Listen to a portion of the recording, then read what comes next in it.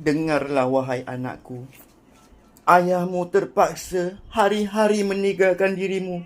Bekerja tak kira ribut, tak kira malam, tak kira siang, tak kira hujan anakku. Ini kerana ekonomi sangat mendesak anakku.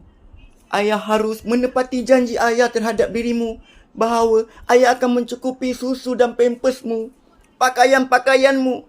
Sempena lagi nak raya ni, lagi kopak ayah anda anakku. Betul.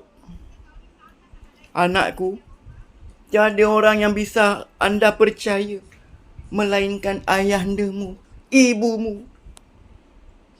Sedangkan ayah ini tidak perlu mempercayai Perdana Menteri sekarang ini.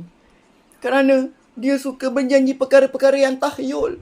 Maka ayah anda terpaksa bekerja dengan teruk siang dan malam kerana desakan ekonomi anak andaku.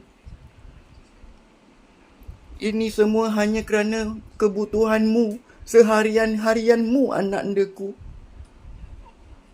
Allah, tium sikit.